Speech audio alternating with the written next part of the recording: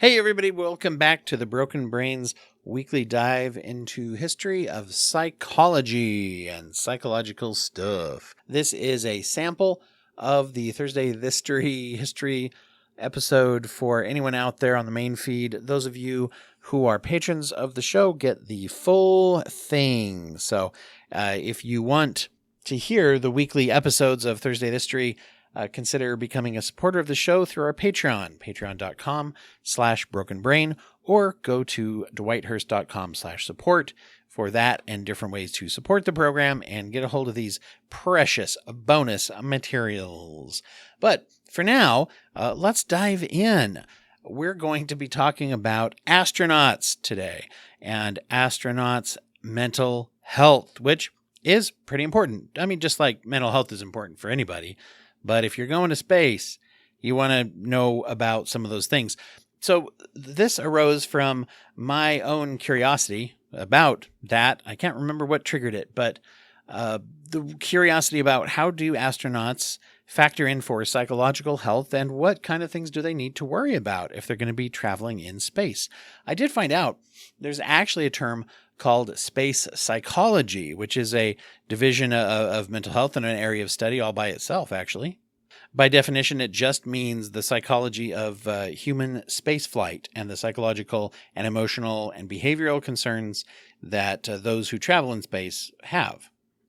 In fact, NASA actually has a Human Systems Integration Division, which is the branch of their department that does research in this area of mental health and psychological elements of space travel. So one of the first things that's interesting is that, like many things, psychology goes into the design and the aesthetics and the ergonomics of spaceflight when they are planning things that have to do with whether it's meals or work regimens or sleep or just even the comfort of the spacecraft itself.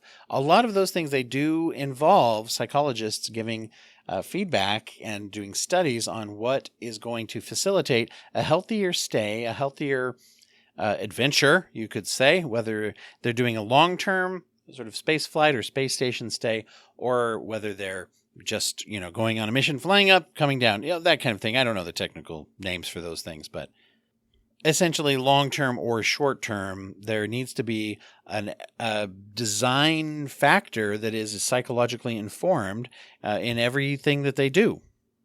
I mean, if you think about it, this is a pretty rigorous and challenging psychological experience to think about not only the actual trip into space, but all of the preparations. It is good to, I think we're all familiar with the idea that it's good to know where someone's psychological health is before they would embark on a mission like this. But a lot of the mental health care is ongoing assessment of the health of the astronaut, which makes sense because all aspects, I mean, they're hooked up to heart monitors and, oxygen levels are being monitored in their body as well as in the ship, and just everything's being monitored. So it makes sense that the psychological health would be part of that too.